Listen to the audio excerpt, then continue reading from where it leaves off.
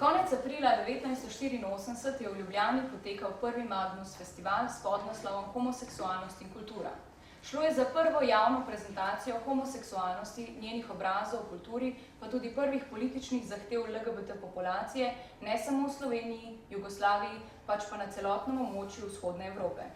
Festival, iz katerega je vzniknil LGBT aktivizem, pa tudi festival, ki se ni pojavil iz nič, pač pa se je pojavljal že leta poprej. Čeprav je bil izjemno dobro obiskan, debate in ostali dogodki so se odvijali v Cankarjevem domu, pa v Škucu, na Filozofski fakulteti in drugje, je potekal zgolj 3 leta.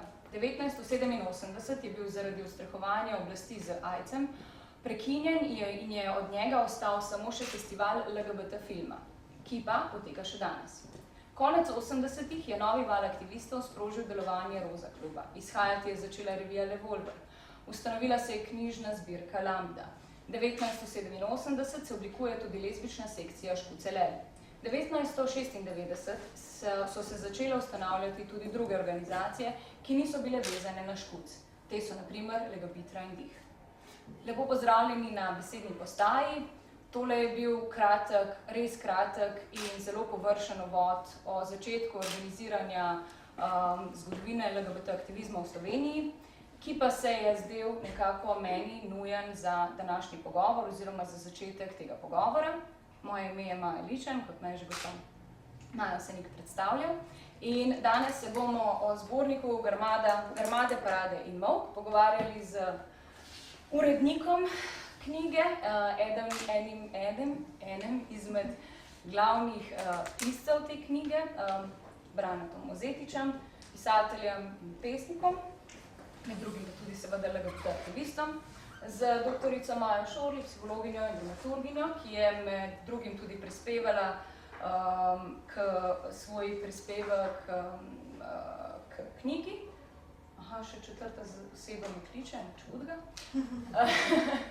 In pa doktorjem, profesorjem Romanom Kuharjem, profesorjem na oddelku za sociologijo na naši filozofski fakulteti, ki ste prav tako prispevali ogromno prispevkov v tem zborniku. Pa, če začnem kar z vami, Brane Mozetič. Če moram, ker sem tukaj v položaju javnem, Brane, oprosti. Ok, bom tikal, sam pa moram vse tikati. Kaj je popolnoma v redu? Knjiga je torej nastala ob 30. obletnici, to je res čudna obredovalnica, ob 30. obletnici LGBT gibanja pri nas, ampak nekako ne beleži historiata, ne beleži nekih dogodkov, dejstev in oseb, pač pa si se odločil od zadeve lotiti nekako drugače. Kako je zgrajena celota ta knjige in zakaj je ravno na takšen način?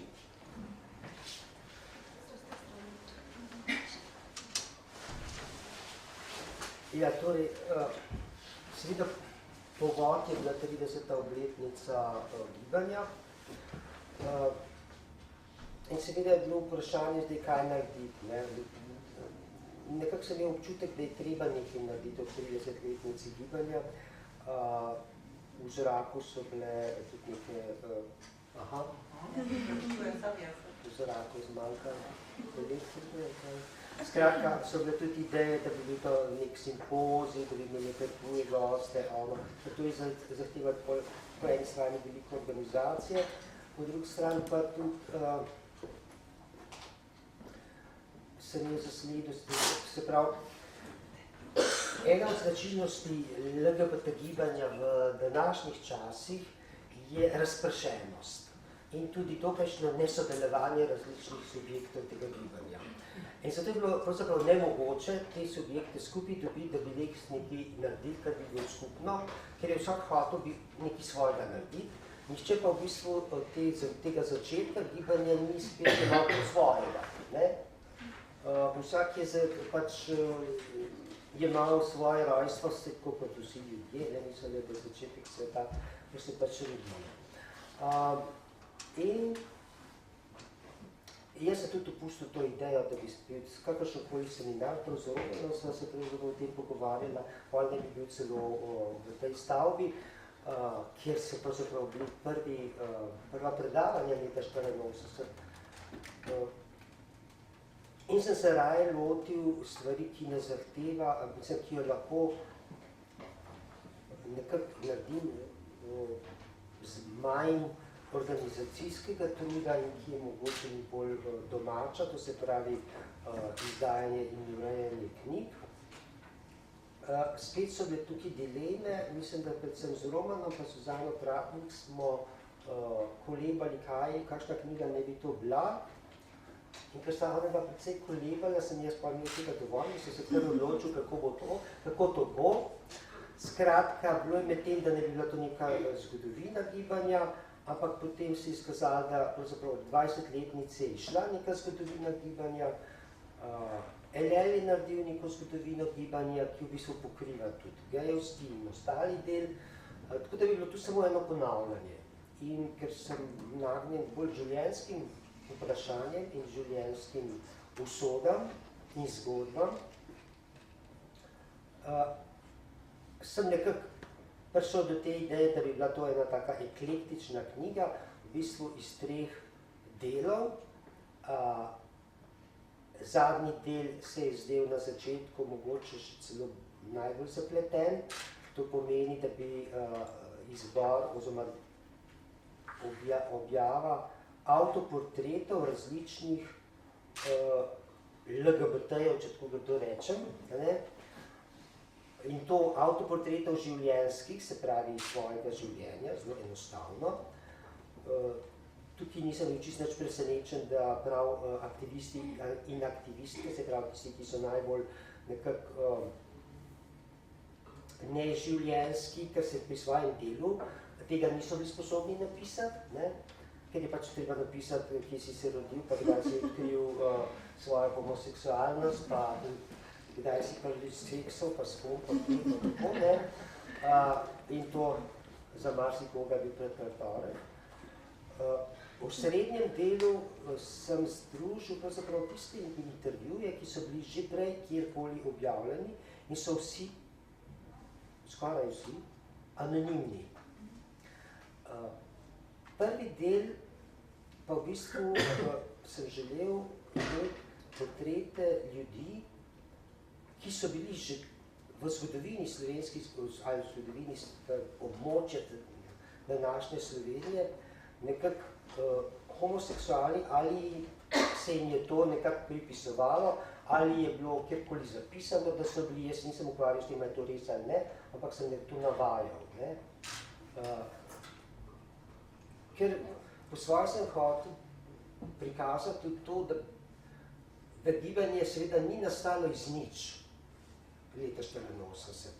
Pred tem gibanjem je bilo že v začetku 80-ih, pravzaprav v okviru alternativnih gibanj, pa diskafabije in še marsičesa in študentskih gibanj, marsikaj se je dogajalo in že prej so bili v bistvu nekakšni napolgejevski večeri, ampak bili so tudi posamezniki, seveda, ki so živeli v tistem času in še prej, dosti prej, se pravi vse tja do, kaj bomo rekli, 18. stoletja, ki seveda niso bili aktivisti, bili pa so dokazano ali bolj ali manj dokazano pač istospolno usmerjeni. Tako so nastali ti portreti oseb, zato so to, mislim, v bistvu so to samo prispevki v zgodovini. Ne? To je tak začetek, zato ker mi si radi umišljamo pač in se pritožujemo, da nihče ni zabeležil teh ljudi, ne vemo pa tega, da pravzaprav nihče drug kot mi, geji, lezbike, bla bla, ne bo napisal naše zgodovine. Tako kot ženske rade govorijo, da jih pač moški se jih ne bodo nikoli, bodo mogle ženske same odkrivati ženske v svoji zgodovini. Isto je s tako imenovani LGBT. Pa ni pisovanje skozi portrete, avtoportrete težje, kakor zapisovanje nekih dejstev? Seveda je težje, je pa tudi bolj zanimivo, tole brati je zelo zanimivo. Kdo bi bral tiste številke, kjega leta, ne vem, ki je bilo, pa je bilo v enem časopisu nekaj napisan, pa nekem drugem nekaj drugega napisan, to je čisto, tukaj pa imaš vse te štorije, kako, mislim, prav štorije, življenjske štorije, in to je zanimivo ne samo za mlade ali manj mlade LGBT, ampak tudi za vse ostale radovedneže. Knjiga je naslovljena Grmade, parade in molk in včasih se zdi, da naslov praktično ne bi mogel na boljši način izkazovati te vsebine zbornika. No pa če se ustavimo kar pri Grmadah, torej na začetku, v prvem delu zbornika, ki seže v 1749 in ki se zdi kot nek začetek zgodovine, pa vsi vemo, da ni začetek zgodovine. Zakaj je tako težko raziskovati še globje, mogoče tudi Roman tukaj lahko skočiš? A sem prehudo? Ne, več težav je verjetno povezanih s tem, čeprav zdaj, če lahko samo še par besed povem okrog tega, ker je Brane govoril o zapisu teh portretov oziroma o pisanju teh portretov. V tem prvem delu sem jaz prispeval 2 portreta, enega človeka, o katerem sem pisal, nisem poznal osebno, enega sem poznal osebno. Oba dva sta pokojna iz različnih obdobij. Ko pišeš tisto prvo zgodbo človeka, ki ga nisem poznal, to je Anton Pesek, ki je bil leta, zdaj se ne spomnim več, v 20 letih 20. stoletja izvoljen za ljubljanskega župana, pa potem nikoli potrjen zaradi tega, ker so se pojavile govorice, da je homoseksualec in stvar se je končala na sodišču. Sodišče je zelo podobno kot naše ustavno sodišče, zdaj odločilo tako zelo nejasno in z neko tehnično odločitvijo, tako da so bili tako nasprotniki kot zagovorniki pravzaprav so naslednji dan v časopisu, v svojih časopisih razglašali zmago. No, ampak kakorkoli že, on ni bil nikoli izvoljen za župana, čeprav je bil izvoljen, ni bil pa potrjen. Ampak recimo dilema, na katero je tudi Brane prej opozoril, okrog katere smo midva Suzana imela in veliko dilem in se strinja, če Brane ne bi potem potegnil naprej in Naja ne poslušal več ob 100 vprašanjih in dilemah, ki sva jih imela, ne vem, če bi ta knjiga išla. Ampak tudi dilema, ki se je ves čas pojavljala, je, kdo pa je gej, lezbika, oziroma na osnovi česa to lahko trdimo. Ali ni identiteta nekaj, kar je v prvi fazi stvar posameznikove samoopredelitve. Anton Pesek se nikoli ni opredelil kot homoseksualec. On je bil poročen in imel 6 otrok. V knjigi je pristal samo zaradi tega škandala. Ne? Zaradi tega, ker se je govorilo, da je nekoč nekdo njega videl, kako je sedel na naročju nekega drugega moškega. In to so dileme, zdaj, koga vključiti noter, na kakšen način vključiti. Zakaj te 2 zgodbi? Pri tem drugem, ki sem ga pa poznal osebno, ker ni bila identiteta problem, ker se je posameznik, moj bivši, žal že pokojni radijski kolega, ki se je identificiral kot gej. Skratka, tukaj ni bila dilema identiteta, dilema je bila tale zadnja stvar, molk. V smislu tega, koliko stvari, ki jih vem, povedati. Ker so njegovi starši še vedno živi in ker njegovi starši ne vem, kako bi bili zadovoljni, da ta zapis obstaja in tako naprej in tako naprej. Koga vprašati ali sploh spraševati, ne? To je en kup, ampak to verjetno smo vsi, ki smo pisali te projekte, te portrete, s tem imeli dileme, ne, in težave. To je bila tvoja dilema, ker ti si znanstvenik in študiraš o tem, kaj lahko, kaj ne, sem pa literat in jaz si dovolim vse. Oni pa drugi govorijo, ali je res, ali ni res.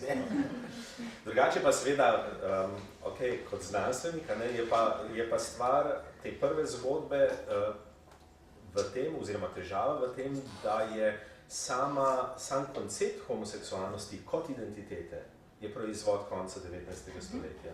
Torej, ne moramo govoriti, dostikrat v teh množičnih medijih zasledimo, homoseksualci v času stare Grčije so bili tolerirani in dobro sprejeti in tista družba je bila zelo odprta. To preprosto ne drži. Ne? Ta koncept seksualne identitete, kot jo poznamo danes in kot jo razumemo danes, in se nam zdi nekaj samoumevnega, celo naravnega in ne vem kaj vse, je proizvod psihiatrije in medicine 19. stoletja. Sama beseda takrat nastane, sama identiteta. Jezik je v tem smislu performativen, ne, da pravzaprav ustvarja tisto, kar definira, o čemer govori. Tako da govoriti o gejih in lezbikah v, ne vem, srednjem veku imam vedno malo težave s tem. Ne. Lahko govorimo seveda o tovrstnih seksualnih praksah, ampak kaj je seksualna praksa vse, kar določa tvojo seksualno identiteto? Ne vem, nisem čisto prepričan. Skratka, tukaj imamo vedno težave s tem odkrivanjem zgodovine za nazaj. Ne. Sploh, če govorimo o identiteti. In osnova te knjige vendarle je identiteta. Ne. So te posamezniki, ki naj bi domnevno bili istospolno usmerjeni. To je največja dilema. Zakaj pa ni še starejših virov, verjetno, ne vem, Brane, ker preprosto jih nismo najdeli, nisem jih še s tem ni ukvarjal, ker knjiga ni bila kot raziskovalni projekt, ker imamo od naše agencije za raziskovanje, ki rada da denar za take stvari, ne vem, 3-letni ali 5-letni temeljni projekt, kjer bi dejansko lahko raziskovali, ampak bolj ali manj smo bili obsojeni na vire, ki so bili tako ali drugače že dostopni, ali pa samo neko dodatno raziskovanje, ne pa nekaj zelo globalnega, čeprav mislim, da avtor tega prvega dela zdaj, ne, naprej. Ja, Saša Jerše v bistvu nadaljuje z odkrivanjem podobnih teh sodnih procesov, ki jih je še kar nekaj, se pravi, predvsem so shranjeni na Dunaju. Pa tudi tak je bil na Ptuju, v bistvu je eden vodilnih pravzaprav pri nas, menda, in je bil dolga leta pravzaprav neopažen, ker seveda taka zgodba nobenemu, bom rekel, straight znanstveniku ni zanimiva in je pač ne obdeluje.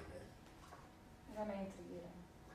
So pa tudi drugi, se pravi, stvari so bile uničene, zato govorim o molku. Veliko teh zapuščin ali tako uničenih, jaz sem se trudil nekaj okoli Richarda Jakopiča, ampak sem prišel do premalo dokumentov, da bi lahko karkoli napisal več, kot to, da sem ga pač omenil v uvodni besedi, ker je njegova družina,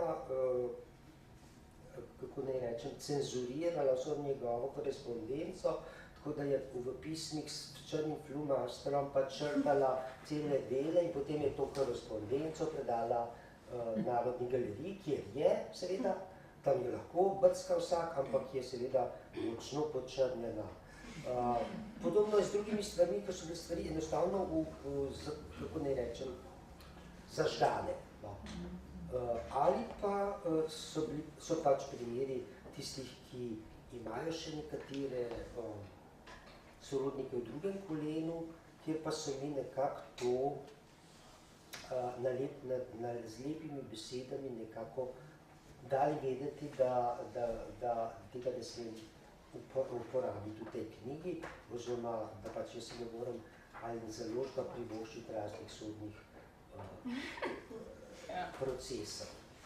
So pa v tem smislu verjetno zelo bogat vir za novejšo zgodovino sodnih spisi, vse te pa zdaj ravno s kolegico na Madžarskem pregleduje, jaz pregledujem naše, pa delajo tudi na področju bivše Jugoslavije, po drugi svetovni vojni te sodni spisi, med katerimi so tudi znani ljudje, se nekaj tega je tukaj, eni prvi izsledki so tukaj objavljeni. Tudi sicer je ta zgodovina LGBT skupnosti pogosto, ta oddaljena zgodovina pogosto ostala vsaj malo zabeležena, ironično, prav zaradi policijskega preganjanja in zaradi sodnih procesov in takih grozljivih stvari, ampak če tega ne bi bilo, potem teh zapisov tudi ne bi bilo in te zgodovine ne bi bilo. Vseeno, odkje informacije, odkje podatki, recimo nekatere osebe, nekateri portreti so bili zdaj pokazani prvič v celi zgodovini kot neheteroseksualne osebe. Kdo vse je pripomogel v tem? Kdo vam je pomagal? Odkje ti viri? Odkje ti zapisi? Recimo Šalamun. Za Šalamuna je problem, jaz ni bil. že od svojega 25 Ti veš, ne, sam vedeti. Šalamun v bistvu nikoli tega ni skrival. In tudi v svoji literaturi je to zapisal. Problem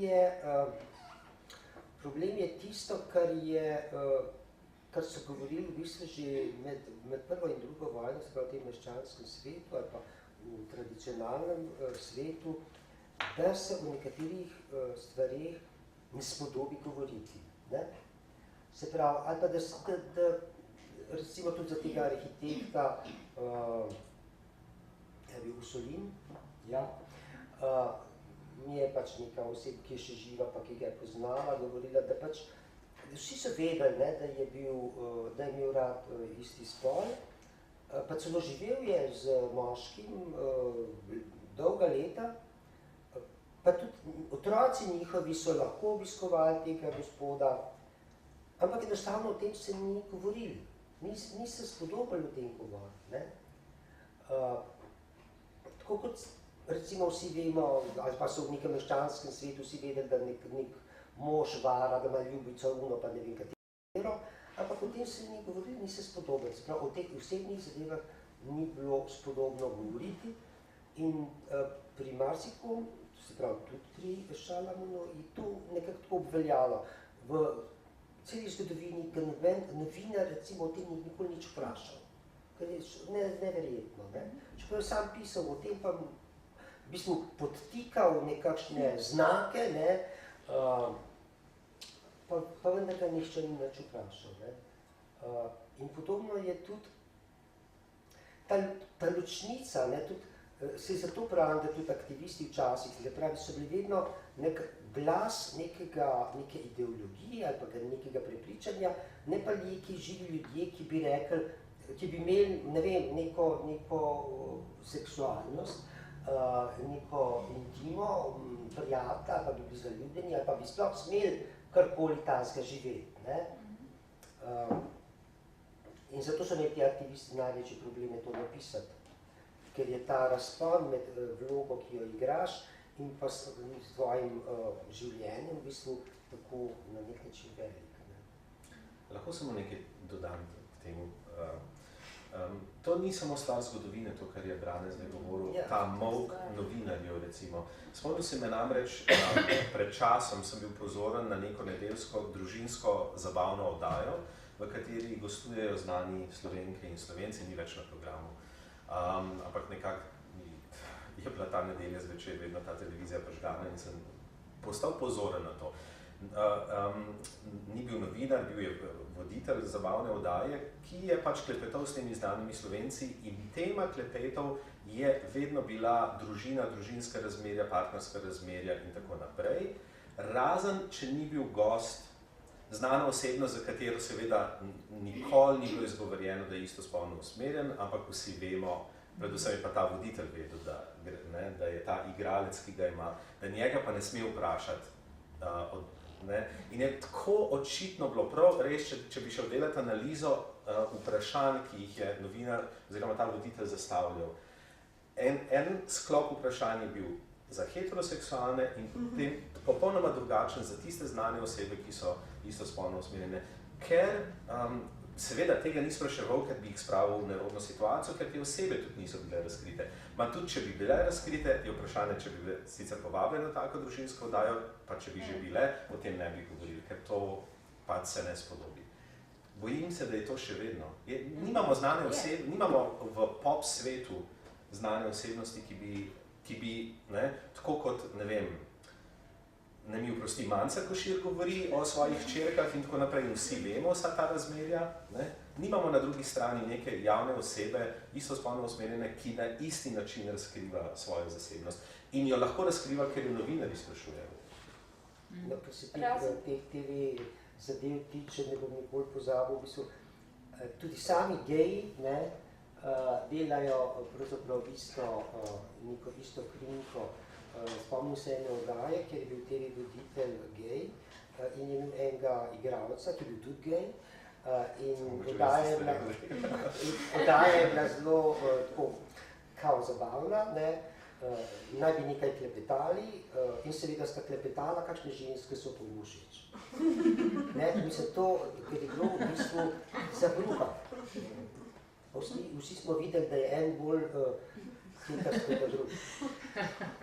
No, ko smo že pri tem slučajno, sicer je to res intermezzo in bom pol prišla nazaj na knjigo, pa vseeno se sama nekako spomnim nekih teh intervjujev, ko so želeli novinarji pare pred televizijo in to seveda vedno okrog nekih kampanj, recimo referendumskih in tako naprej. In potem pridemo do drugega problema in to je pa problem vprašanj, kakšne zastavljajo novinarji, ker potem niso ta vprašanja več, morda je tukaj problem, da ne zastavljajo vprašanj, ker ne vejo, da lahko zastavijo identično vprašanje, ampak mislijo, da morajo zastaviti drugačno vprašanje. In potem nastavijo vprašanja, kako pa izgleda vajin vsak dan. In je odgovor, zjutraj vstajamo, si umijeva zobe, potem zvihtamo mačka in to pač je to sprašuj. Ja, in to naj jaz spraševal gej, ja, plus to. No, kakorkoli pa že, ko smo že pri intervjujih, v knjigi nekako od portretov pridemo v 80-ta in sicer v zelo, bom rekla, različne intervjuje, predvsem strani vprašanj, ki so jih dajale LGBT osebe z različne medije in v katerih opisujejo svoje življenje. Na začetku je bilo to še zelo stereotipno, sploh ta prvi intervju je tak boom. Potem pa se je kasneje, predvsem z intervjuji za Revolver in podobno, to nekako spremenilo. In iz intervjujev preidemo v avtoportrete, ki pa direktno prikazujejo življenje gejev, lezbijk in tudi biseksualnih in pa transspolnih oseb v Sloveniji danes. Če se ne motim, je bilo k sodelovanju z avtoportrete povabljenih okrog 200. Maj. Skratka. Bilo jih je kar nekaj, ampak tu na tak posreden način, se pravi, ko ti povabiš ljudi, ki jih imaš na Facebooku ali pa kitalska, mislim, ne tako direktno, direktno jih je bilo kar nekaj, ampak gotov je bil pol tudi to užaljen, ker ni prišel, ni dobil nobenega razga povabila, pa ni vedel za to. Velikih je pozabil, velikih jim je to tudi težko pisati, se ne nazadnje je to treba znati napisati. Še največ pa jih je, so se ustrašili pač tega osebnega, zelo enostavnega osebnega pristopa. Mislim. No, Maja Šorli, ti si prispevala svoj avtoportret. Zakaj meniš, da je za to knjigo, da so ti avtoportreti pomembni? Kako jih vidiš, kako jih gledaš? Jaz se strinjam s branjem, da so zelo zanimivo branje. Tako da se mi zdi, da sem začela tudi najprej v bistvu z te strani brati knjigo, torej po mojem najprej ljudi, ki jih poznam, pa tako pač od začetka do konca, ampak ta tretji del. Jaz ne znam čisto dobro pojasniti, ampak se mi pa zdi, da se mi to ves čas dogaja, da me te osebne zgodbe zanimajo, kamorkoli grem v nekem bolj profesionalnem življenju, vedno se najde neka lezbika ali pa lezbični par, ki se moramo zmeniti pač te osnovne koordinate. Koliko časa si out, a doma vejo, kako je to v vaši državi, kakšna je zakonodaja, koliko frendov, tako, a živiš s to partnerko ali ne. In je vedno, v bistvu te zgodbe so iste, tako da, ko sem jaz dobila ta navodila, mi je bilo tako zabavno, ampak se mi zdi, to so pač točno te teme, ki jih tako preveri z nekimi ljudmi, kdaj si se razkril, komu, kako doma in tako. Mi je bilo pa zelo všeč, da je bila neka ta zgodba, da si v bistvu mogel začeti nekje od rojstva dalje. Ne vem, mi je všeč, ko nas vrže v nek ta naš socializem, v kateremu smo recimo rojeni in tako. Tako da, kaj jaz vem? In jaz sem tudi z užitkom brala druge stvari in se mi zdi, da so tudi večinoma dobro napisane, zdaj ne vem, koliko je bilo kakšnih uredniških poseganj, ampak pravzaprav ne, sam s temi navodili predvidevam. Ja, vsi so dobili v bistvu nekakšne navodila, Ja. ne, mogoče ene dva vzorca že Tako, napisana. ja. Jaz pa nisem posegel v njihova življenja. Zagotovo ne. Kako pa lahko vseeno, kljub vsemu je tukaj, mislim, da 30 avtoportretov, je bilo več poslanih povabil, kako lahko povezujemo avtoportrete z molkom in kako nasploh ta molk lahko še vidimo, če smo šli od začetka iz Grmad, potem na parade, tukaj tudi v avtoportretih pa tudi vseeno molk, oziroma kako ta molk skozi celo knjigo beleži neko senco. Ja, Grmade so bile pa pač v 17., 18. in še prej stoletjih. Zdaj imamo parade, nekako vseeno, skozi celo zgodovino pa je od zadaj vedno tudi nek molk. Recimo o istospolnih odnosih se pri nas ni govorilo, oziroma ni bilo besede za to in se je temu rekli mutasti greh. Se pravi, greh, o katerem se ne govori, ki se ga ne izgovori. Dokler ni v začetku 20. stoletja tudi ta skovanka homoseksualnost prišla pač tudi v časopisje slovensko.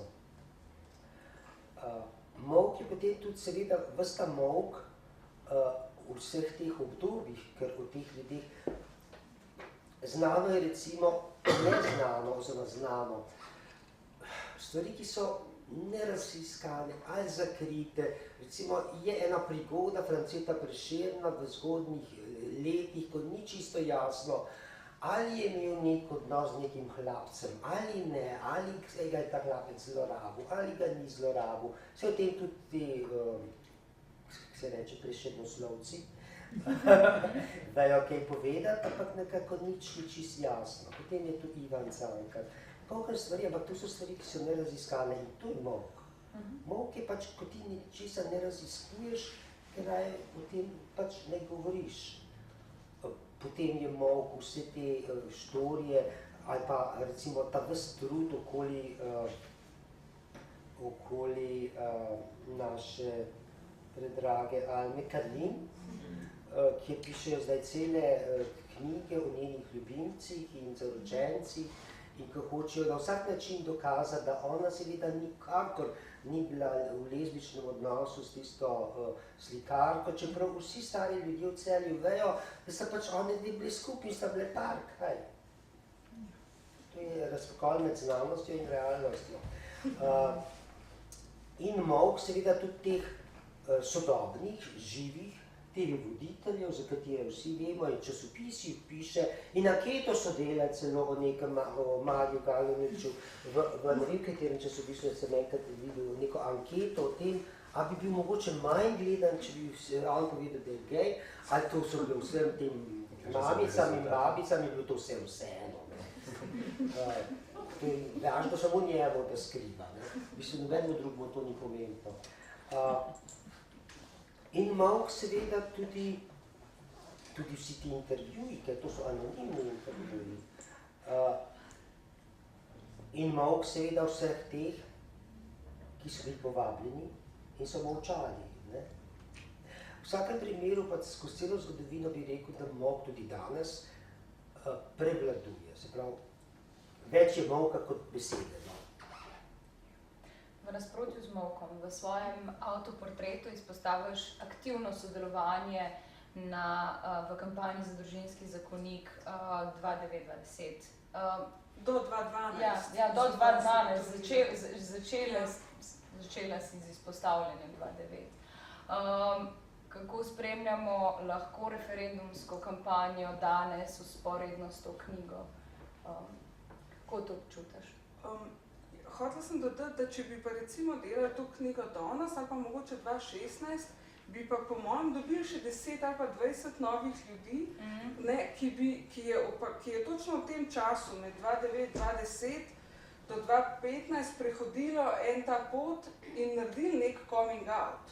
ki ga recimo takrat še ni bilo, ampak tako zdaj pa vidiš pri kakšnih recimo gledaliških ljudeh, ki dejansko je govora tudi o partnerju in ni tiste minute molka potem, ampak tako, skratka se mi zdi, da mečkan, vmes se je kdo celo tudi razkril, pa živi to svoje življenje bolj odprto, tako da se mi zdi to kar en tak dosežek. Kar se tiče tega, ja, jaz sem danes tako odprla tam eno škatlo, da bi pogledala v bistvu in sem bila presenečena, koliko veliko je bilo tega. Jaz sem to že malo pozabila, ampak pravzaprav smo bili res v velikih časopisih, pa tega je bilo veliko na televiziji, pa tako, pa seveda naivno, to je bilo 2009, ampak ker je ta trapasti referendum trajal do 2012, ne, so se te posnetki kazali še naslednji 2 leti, potem s tem plakatom, ne, družino zakon je bilo tako rečeno v smislu, ja, se to bo v Ljubljani nekaj plakatov, pa če teden 14 dni, pa je bilo tako jaja v redu, kar se je izkazalo 40 slovenskih mest in ker je bilo to pred poletjem in ni bilo dost pač reklam, je bilo to 2 meseca, 2 do 3 meseca so bili te plakati pač po celi Sloveniji. Ja, še v osnovnih šolah so bili, že se spomnim, da smo jih še, ko sem se vrnila v osnovne šole, v srednjih šolah so bili bližni. Skratka, plakati, ja, na kateri sva partnerka jaz in takrat, ne vem, 4-mesečni otrok. Tako da, jaz imam bolj pač traumatične spomine na to obdobje, seveda, čeprav takrat ni bilo tako, ne. Takrat, saj dokler ni prišel do tega referenduma, ni bilo tako traumatično, travme so se začele potem bolj sedenje v parlamentu in tako, ampak je bilo pa veliko tega dela z novinarji, ker so bila točno ta vprašanja, ja, vsak dan, tako meni so se že takrat zdela brezvezna in v bistvu je trajalo med, ne vem, 5 do 10 intervjujev do enega za moj okus pametnega intervjuja, pač v enem od teh časopisov, do pa vsi ostali so bili pa res na to temo, pod katerim je še danes neroden. Pa tudi v bistvu ta portret nisem čisto prepričana, če bi ga tako, recimo, ne kot znanstvenica, sem zelo poskrbela, da tega ni v Kobisu. Ne, pač tako, ne. Nisem nobenemu na faksu namenila, ker oni lahko to pišejo v Kobis, pa se ti tudi ne prikaže. Ne, so mi ponudili, pa sem rekla, ne, lejte, ni treba tega. Pisati v Kobis, vse mogoče.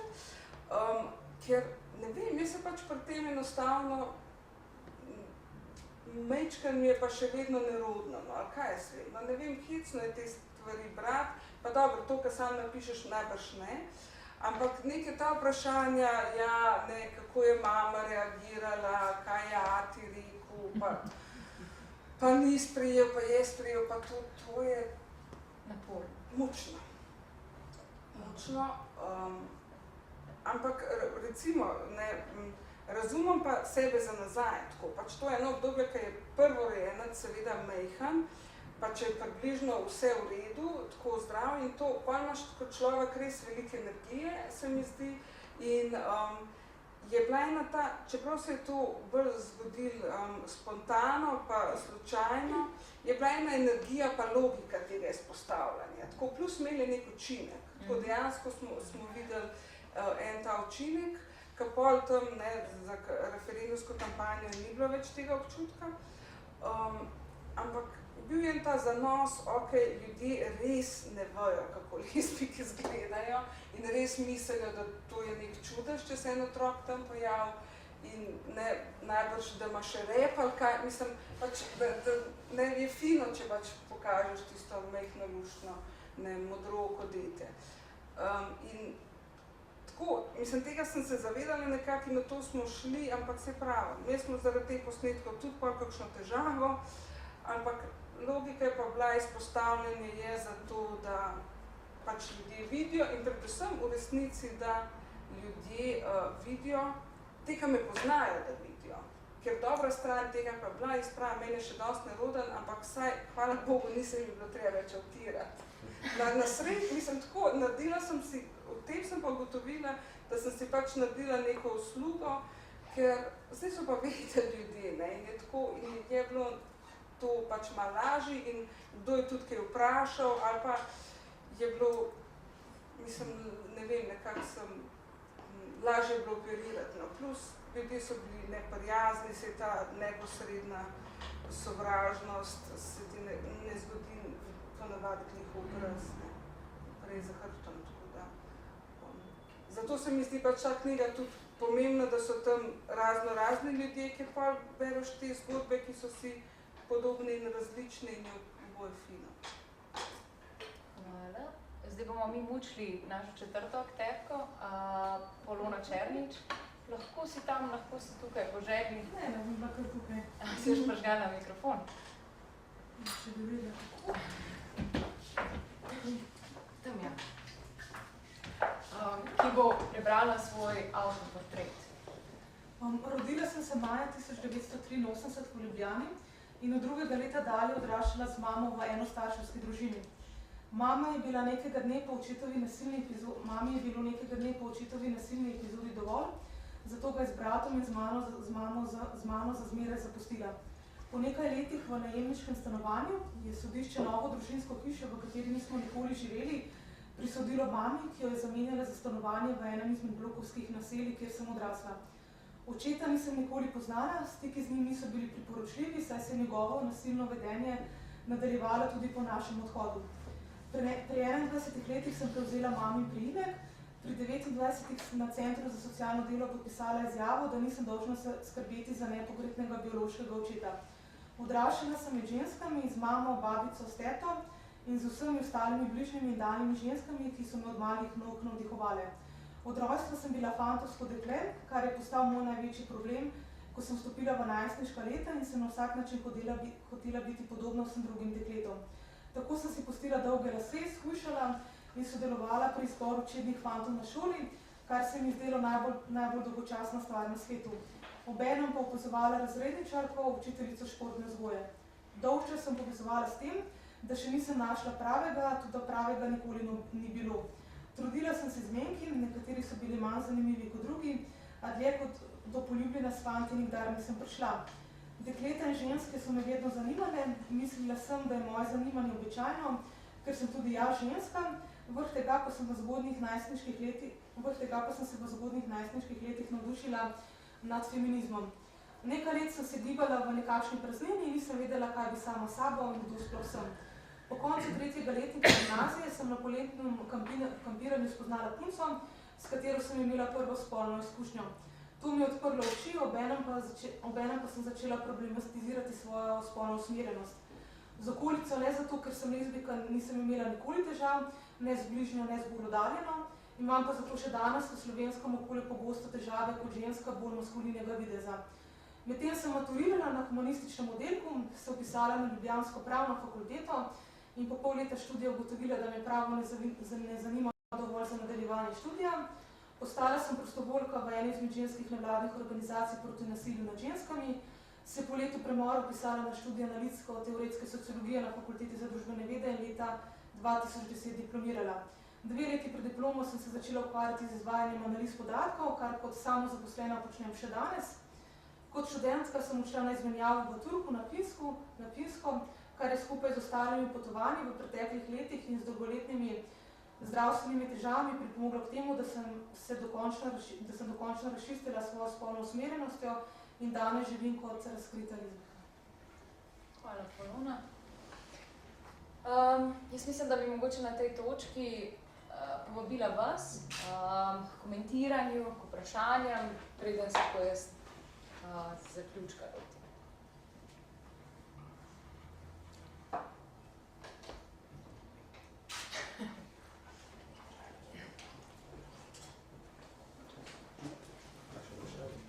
Prosim.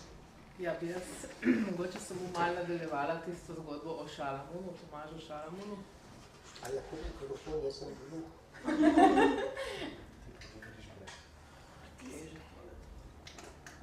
Tisto zgodbo o Tomažu Šalamunu bi nadaljevala.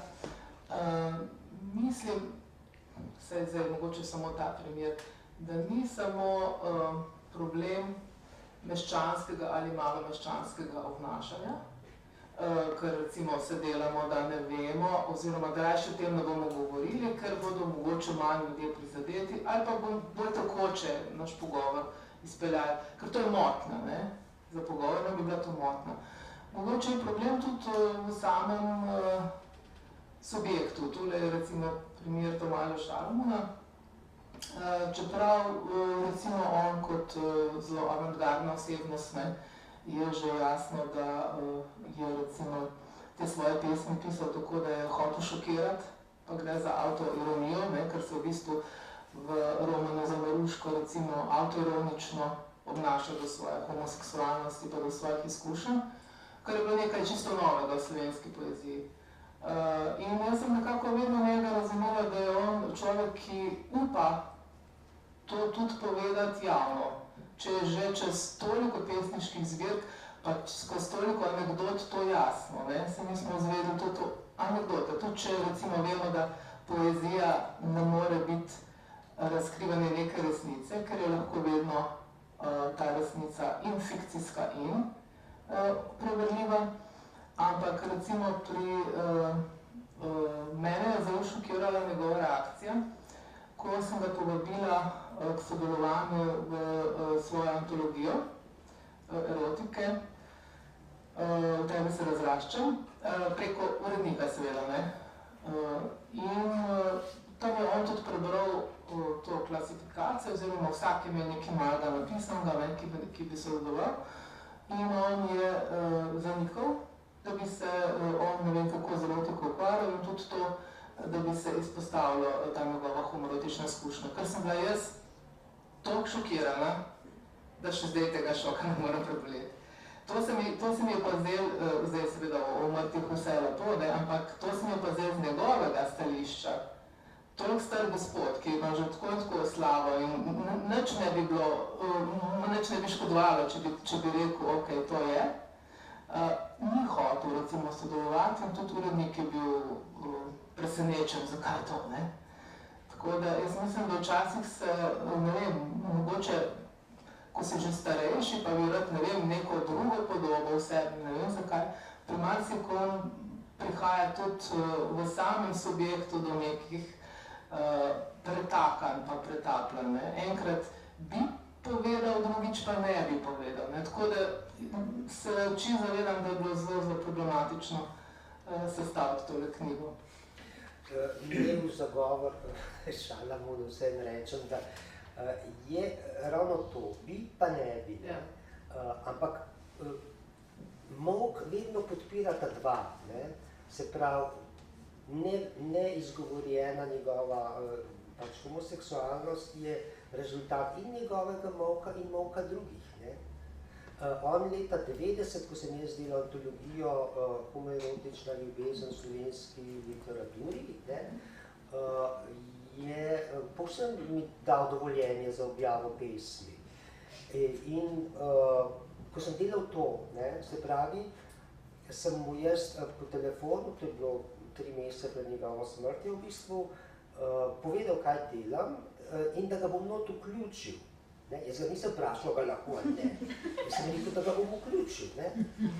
Ampak da rabim nekakšne biopodatke ali karkoli in mi je sam poslal tole biografijo, to je njegova, mislim, izpod njegovega presa, pač odprej nekoč, ne. Se pravi, da na nek način ni imel nič proti, mislim, ni mi grozil ali karkoli, ne. Tako da včasih je tako, da ljudje, ki so nekje na robu, bi pa ne bi, pravzaprav tudi naj kličejo ali pa si želijo, da bi kdo vprašal ali pa da bi kdo namesto njih povedal, ne. Tudi to so primeri, ne. So pa, jaz ne vem, jaz imam kar nekaj, ker sem pač že starejši izkušen iz teh intervjujev, pa izmikanja, pa ono, pa jaz vem, da recimo Vojko Duletič, ko smo mi skušali delati intervju z Revolver v začetku 90-ih, ne, on nekako se je temu izognil, ni hotel, ne. V bistvu tik pred smrtjo je pa on sam pravzaprav iz enega upora, ko je Frelih napisal celo knjigo o njem, Duletič ni bil povsem zadovoljen in je sam zahteval, da na koncu on doda svoj avtoportret v knjigo od Freliha. In v tistem Margotu o portretu je totalen coming out, ki je tudi povedal, da je imel v celo življenje v bistvu težave zaradi svoje spolne usmerjenosti. Ne.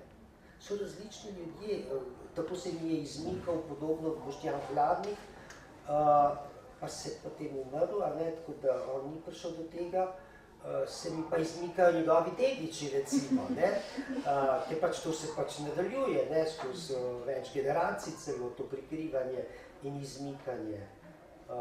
Žal je par ljudi v bistvu, katere sem jaz mislil kaj povprašati, umrl, ne,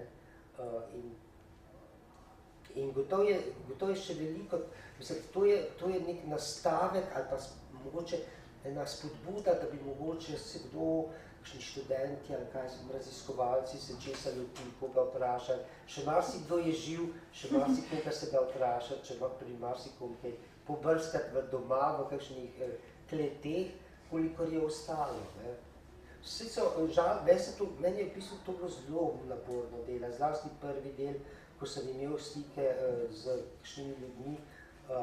Recimo meni je tragičen primer Franceta Navšaka, ki je napisal v bistvu prvi roman slovenski z, bomo rekli, homoseksualno vsebino in za katerega jaz seveda nimam nobenega dokaza, da je on sploh bil istospolno usmerjen. In tudi, v bistvu tukaj noter so ljudje, ki sodijo, tako kot piše v podnaslovu, k neheteroseksualni zgodovini. Tudi če se njih samo trdilo, je to že del neheteroseksualne zgodovine. Ne, ali je to bilo res ali ne. V bistvu to mene sploh ni zanimalo pri tej knjigi, ne?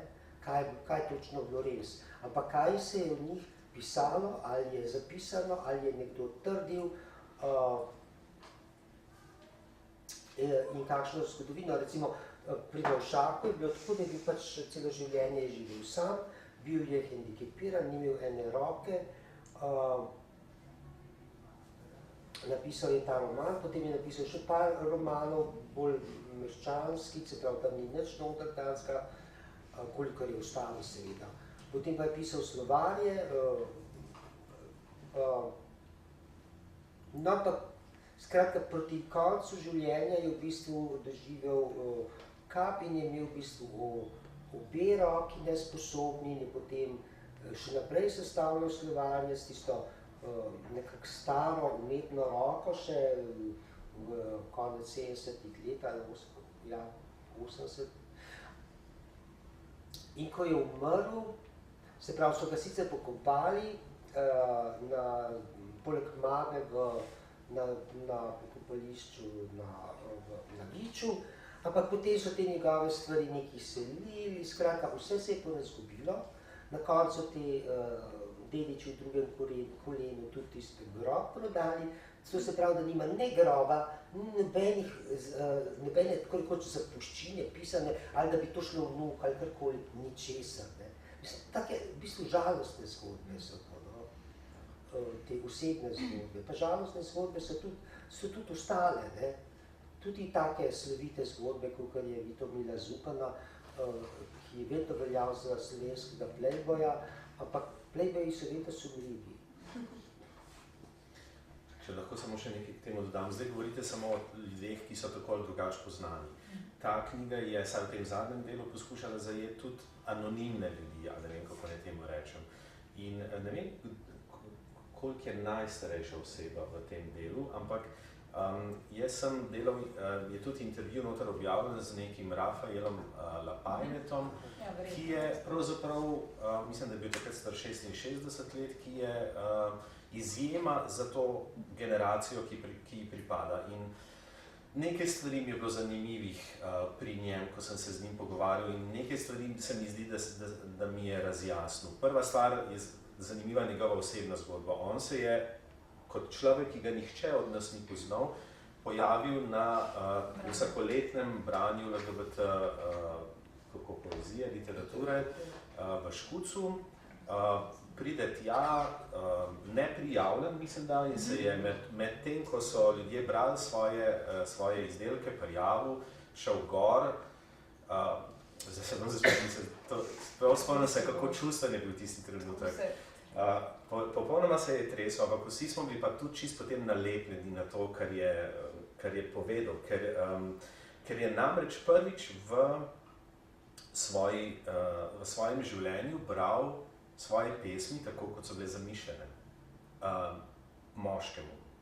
Vse njegove pesmi so napisane ženski, ker je živel, še vedno živi v nekem vaškem okolju in preprosto ne more drugače, kot da piše. On je rekel, ni variante, da jaz tam homoerotično poezijo berem.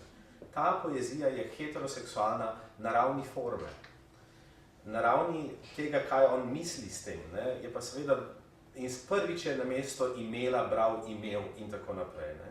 In niti enkrat se ni zmotil v tem prevajanju. Mislim, da je to Browni. Ali pa mogoče niti Browni. No, skratka, ta cela situacija je bila neverjetna. Ampak potem, ko sem se z njim pogovarjal, mi je bilo zanimivo, da stvari, ki jih mi tukaj, ti si več razgovorila outanje, pa coming out, pa tako naprej, to so besede, ki za to generacijo večinoma ne obstajajo. On o sebi ne govori kot o geju, oziroma zdaj se je mogoče naučil, da to reče besedo. Ne? On je rekel, sem rekel, kako pa ste se poimenovali, kaj ste si rekli? Tudi tak, da si tudi tak, ne? Da si naš, ali ne vem kaj. Hočem reči, in vem, Simon je imel idejo narediti intervjuje s starimi LGBT osebami. Ne?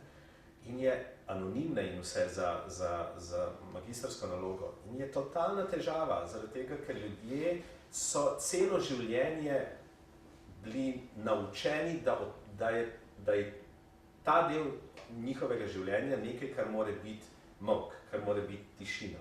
In potem mi pridemo 30 let kasneje, gay pride in ne vem kaj, no zdaj mi boste pa vi povedali, kako ste pred 30 leti mi živeli. Ne gre, zaradi tega, ker z različnimi koncepti, z različnimi besedami, z različnimi političnih pozicij pravzaprav pristopamo k temu. Ne? In včasih smo mi mogoče malo nestrani, kako pa, zakaj nočeš povedati pa, ne? In mogoče, sej jaz ne razumem čist dobre situacije, ne? Ker sem imel to srečo, da moje življenje ni celo življenje potrebno bilo, da o tem molčim. Ne? Ampak za nekatere pa je biti homoseksualec pomenilo biti tiho o tem, ne o tem govoriti. In je težko seveda potem na neki točki o tem kar naenkrat začeti govoriti.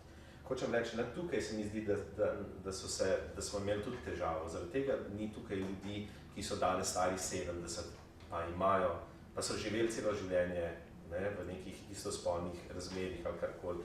Seveda ne bodo napisali takega portreta, ker je nemogoče, ker je zelo težko, ne, ker je tudi Rafael, ki je naredil ta coming out, pa sem videl, ne, s kakšnim nelagodjem na trenutke, ne, o tem govoriš. Dobro, se seveda tudi tiste, ki pač reflektirajo svoje položaje in stanje, je nazadnje Vojko Duletič je bil starejši od tega Rafaela in je zelo jasno pravzaprav govoril o tem, kako so živeli, pa kako so se, ne nazadnje tudi o tem, nekateri so o tem tudi se pogovarjali, so imeli debate Zasebno, ja.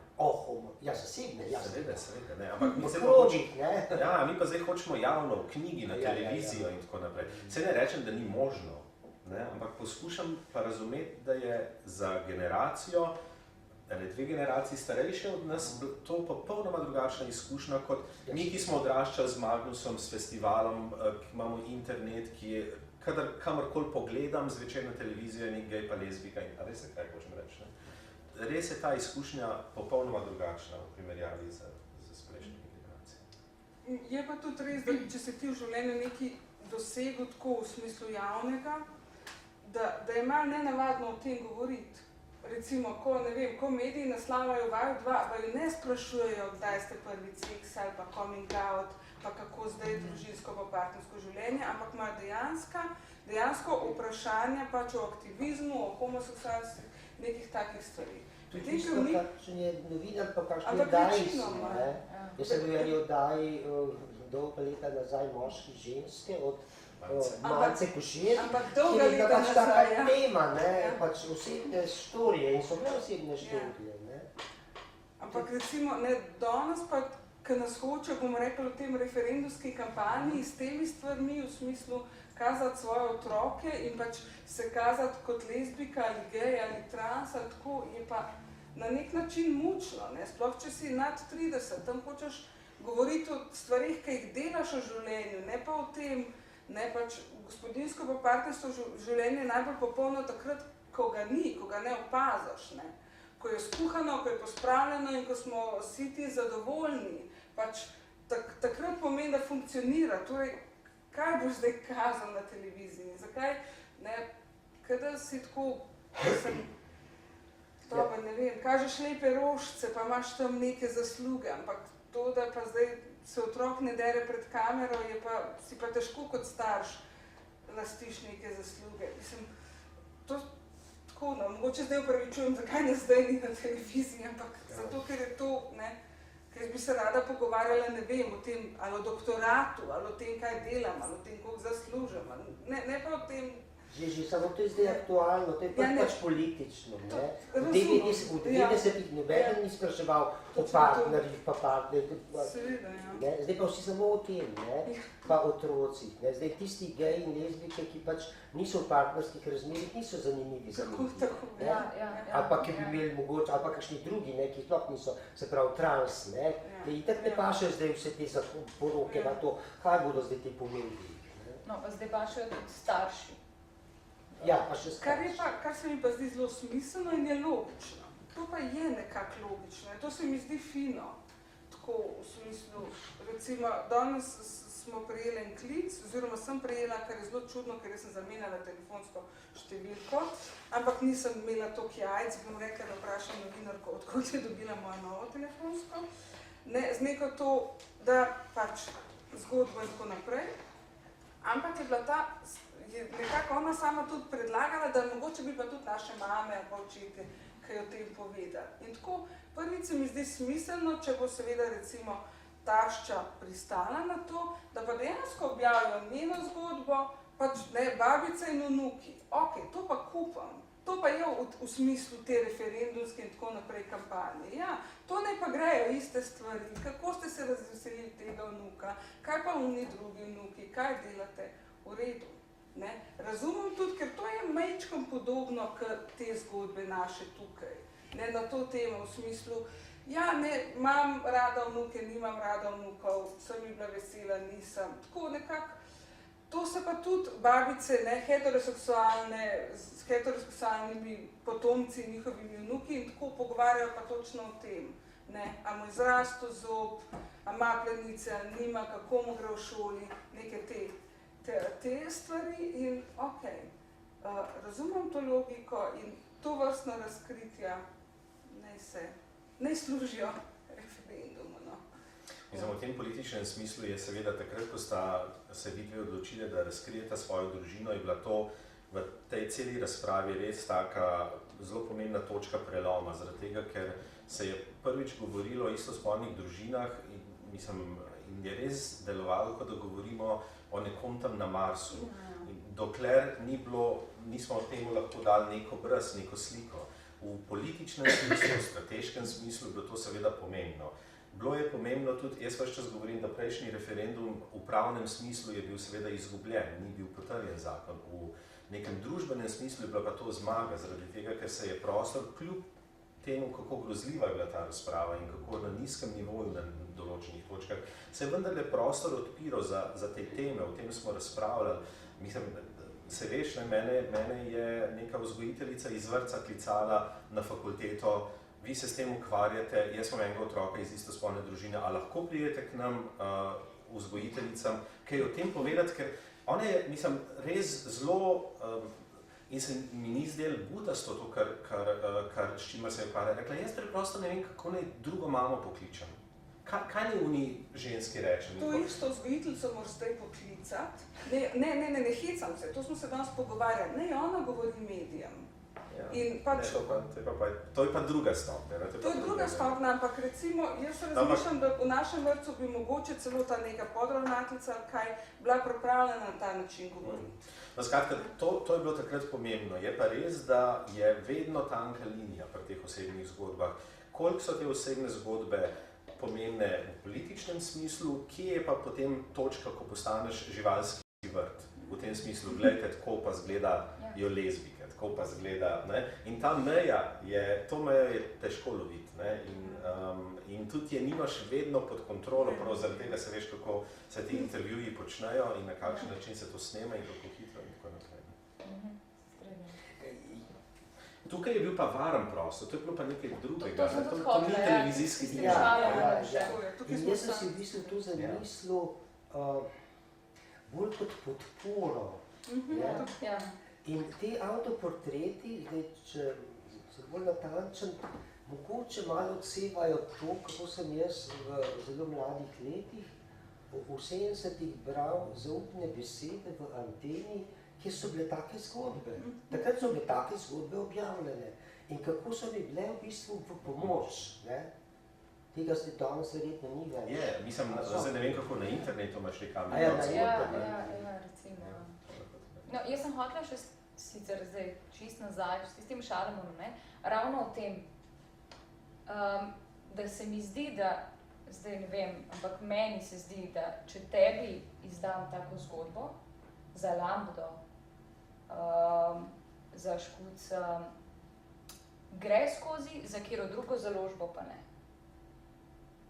Se mi zdi, da te avtoportreti, če bi bili, skoraj si upam trditi, da če bi vse te avtoportrete hoteli objaviti v kateri drugi založbi, ne pri tebi, bi ne bili vsi notri.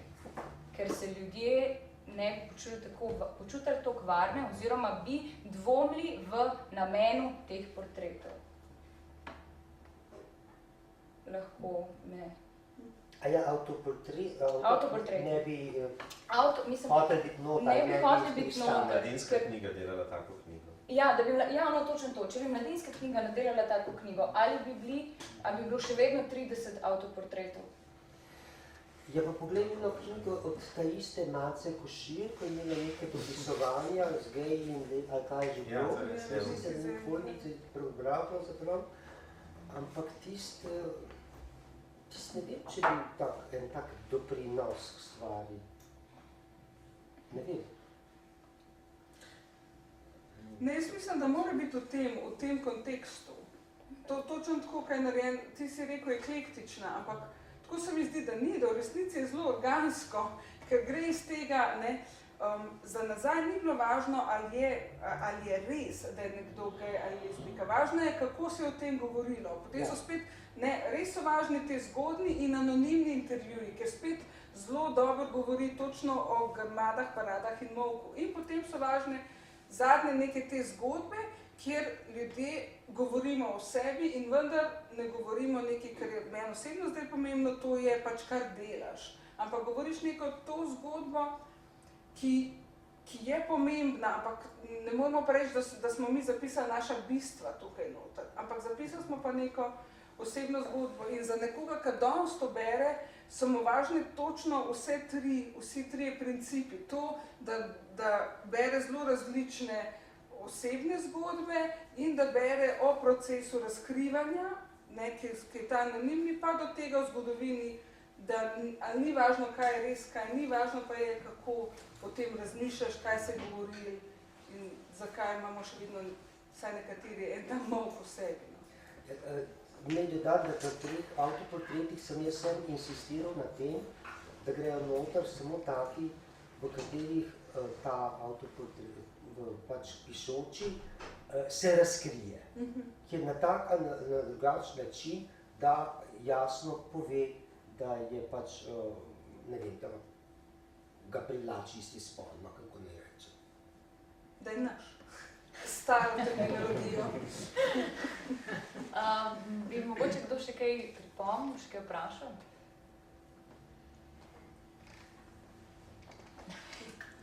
Hvala, Gumperif. Ja, mislim pa, da je osnova tega procesa, o katerem govorimo, pa vendarle, da bo tudi pri Mladinski knjigi izšla enkrat podobna knjiga. Ne? Ker če so knjige o homoseksualcih samo izdajanje pri založbah, za katere vemo, da so zadaj tudi recimo istospolni, usmerjeni, se mi zdi, da smo na prvi fazi. Ne? Zdaj, a imamo že dosti prve faze? Tukaj so bolj na glas. Ja, bolj se bolj. Ja, Brane ne sliši. Pravim, da to, kar je zdaj ta knjiga, ne, je začetek. Jaz tako nekako prve faze to razumem. Mogoče, če bi bila še kakšna knjiga, tudi da bi bila prva faza, ampak mislim, da proces ne bi šel v smeri, da bi tudi mladinska knjiga podobno knjigo izdala, recimo, ne, ker smo prej govorili simbolično mladinski knjigi. Tukaj bi pa jaz takoj povzdignil glas in bi rekel takole. Ni namen gejevskega pisatelja, da bo prišel iz gejevskega založbe v neko veliko, karkoli založbo, splošno, straight ali karkoli, ampak cilj je, da so te dve založbi enako vredni. Ne? To je cilj. Ampak če sta enako vredni, potem lahko tudi mešamo, ne? Včasih. To ja. V založbo, ne? To Se ja. pravi, da ne ustrajamo samo vsak pri svoje, samo toliko, ne? Že, samo cilj ni, ko nekaj izide, se pravi, mentaliteta je taka, ko nekaj izide pri LGBT založbi, rečejo, to je zanimivo samo za LGBT in je dobro, bo šele takrat, ko bo zanimivo za vse. Ne? Isto je s tem festivalom, ki tukaj sem prinesel kataloge, da ga malo reklamiram. To je čist isto.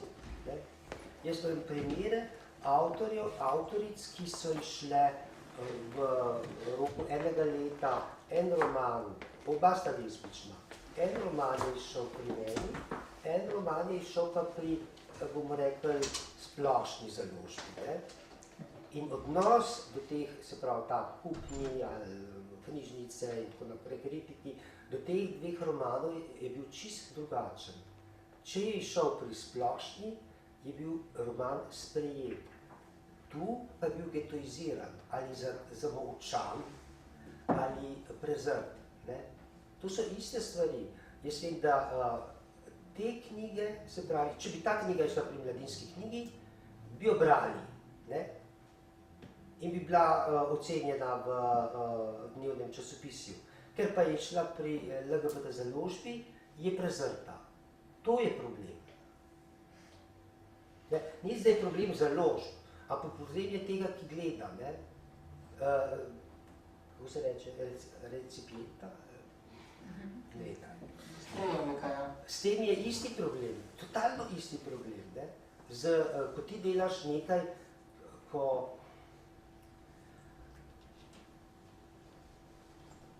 imaš neko specializirano zbirko, festival, prireditev, poslušaš desetletja, stoletja isto vprašanje, isti očitek. Zakaj je to treba ločevati? Ne? In že s tem, ko ti ločuješ, ko delaš nekaj posebnega, ne, večina tega noče niti videti, niti odpreti, niti iti gledati ali karkoli. Ne. Se pravi, problem diskriminacije je itak seveda vedno v večini. Čeprav zdaj verjetno, če se lahko vključim kot nekdo, ki ne poznam teh stvari, o katerih vidva govorita in ne bolj poznata, ampak mislim, tako kot sem videl pokritje te knjige, imeli smo intervju na Radio Slovenija, na televiziji Slovenija si dal izjavo, v Delu je bila recenzija. Nisem imel občutka, da je knjiga spregledana. Jaz sem jo na parih mestih videl, mislim, ne vem, kako je bil ta. Ta mogoče ni dober primer, ker je pač to upadljiva. Ne, ker ko sem se pripravljala za ta pogovor, so bila 3 dni brala intervjuje, pa poslušala. Tudi ta pogovor tukaj, zdaj ne vem, jaz sem samo dobil e-mail, ampak ne vem, odkot je prišla pobuda, ampak že to se mi je zdelo tako zelo pozitivno in fino, ne, da je nek tak pogovor organiziran. Čeprav filozofska fakulteta, ne, kot smo slišali, ima pomembno vlogo v celi zgodovini. Ne. Tukaj leta 1984 so dali predavalnice, da so bila predavanja v okviru Magnusa.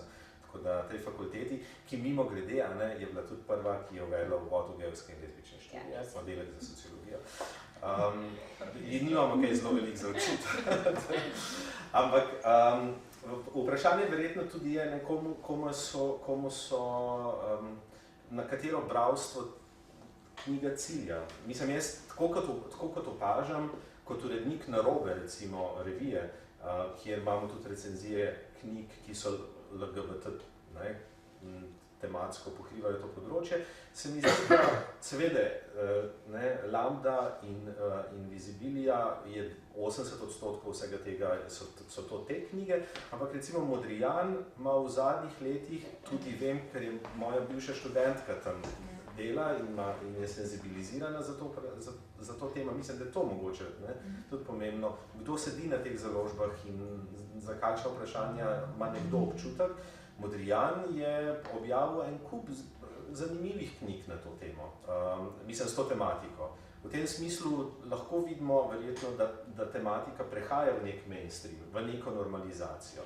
Družinski zakonik je seveda k temu pripomogel. Oni so takrat izdali tistega Pingvina, tisto otroško knjigco, ki je Stalno smotrije, ki je po celem svetu dvigala prah in je bila to verjetno čist z vidika prodaje, ali ne vem, če so dober korak, ampak vendarle so, to izdali.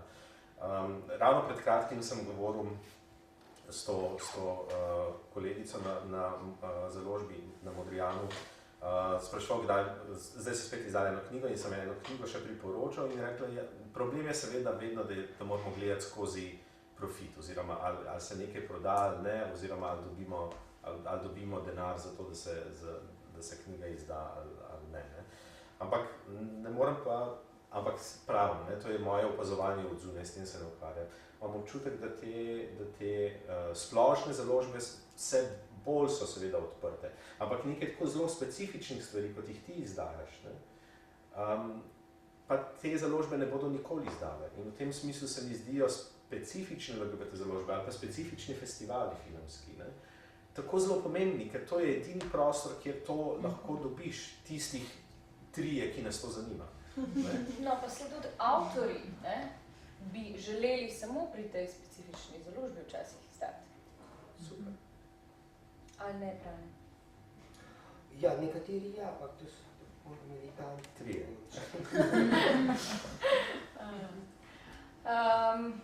Ja. Brane, v predgovoru zbornika zapišeš: upam, da pričujoča knjiga predstavlja le prvi večji korak pri pisanju neheteroseksualne zgodovine in da se bodo pojavili novi debudni raziskovalci sveta naših prednikov. Na koga ciljaš? Ali že kaj počneš? Videla gospod profesorico, da bo dala nemudoma nalogo svojim študentom diplomske pisati, se pravi, raziskati zadevo France Prešeren, Ivan Cankar. To ni področje. Ne? Čeprav ni moje področje, jaz vsem to dam. Mi smo po področjih razdeljeni. Peter Levec. Si pa Zupan zdaj. Zupan je že razkrit, tukaj ni več nobene skrivnosti. Kaj pa kakšne ženske? Martin Kuralt.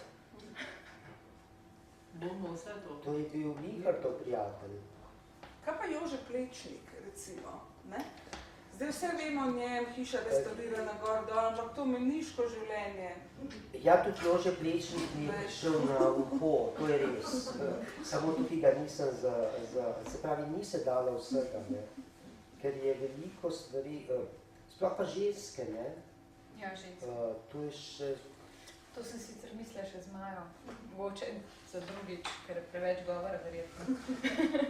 Na tej točki bi se res vsem trem rada zahvalila za sodelovanje, tudi tebi, Polona, za to, da si podelila z nami svoj avtoportret, takole na glas, kar smo slišali, da je težko, vsaj za nekatere. Nekaj knjig je danes tudi na prodaj, 10 evrov stanejo.